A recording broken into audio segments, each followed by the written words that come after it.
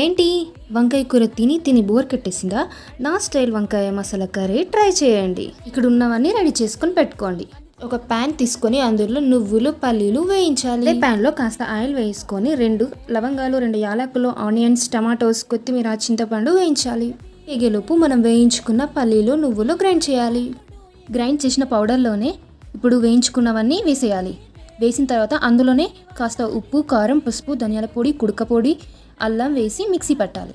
పట్టింది పక్కన పెట్టి అదే ప్యాన్లో 90% వరకు వంకాయలను వేయించాలి. వేయించిన వంకాయలను పక్కన పెట్టేసి అదే ప్యాన్లో మిర్చి మనం పట్టిన పేస్ట్ని వేసుకోవాలి.